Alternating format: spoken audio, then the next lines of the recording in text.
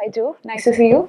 Good to Thank see you for you. coming to India. Thank you. So when did you know India was a big fan base for Marvel movies? I mean, a couple of things. One is obviously the response to Infinity War was huge, and two, somebody right after Infinity War came out, like a month or two after it came out, played an audio recording for us on the internet of an Indian audience responding to the moment where Thor arrives in Wakanda, and it literally sounded like someone had scored the winning goal in a football match, and it was so loud, and it went on for 30 or 40 seconds. It was so inspiring to us that we're like, we are going to India at the next press tour because they're so passionate about the movies.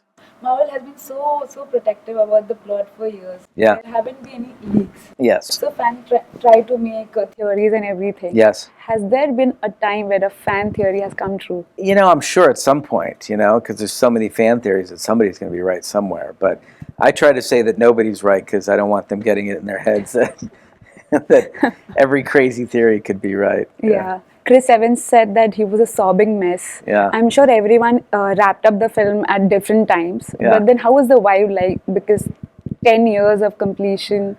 Yeah, I mean, I think that at the end of the day, this is going to be a big finale, and it's hard to say, who's back and who isn't going to be back.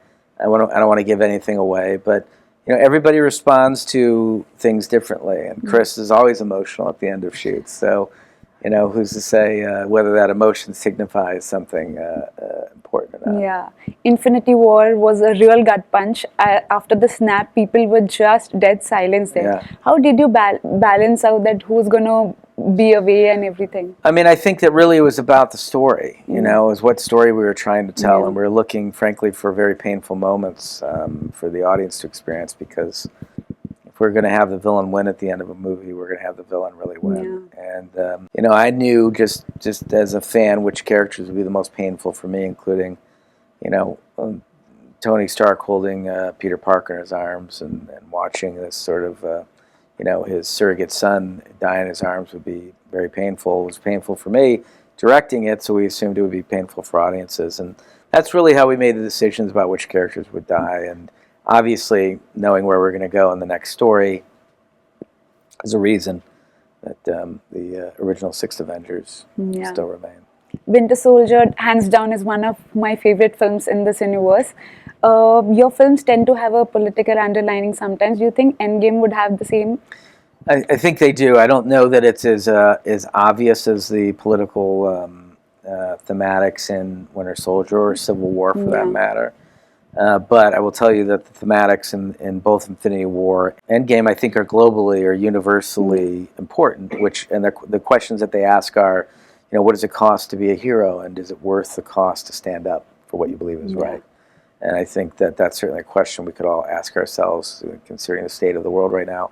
And when you look at the movie, it's about an eclectic and diverse collection of characters coming together, a sense of community to stand up in the face of what's wrong versus individualism. And I think that that's also, a political statement that we're making, that ultimately, I understand the path forward where we're a global community and we all look out for each other. I don't know that I understand the path forward where we're individualistic and isolationist and we aren't looking out for each other. So, Thank you so much. Thank you. Lovely talking to you. Yeah. All the very best. Thanks, Looking I appreciate forward to it.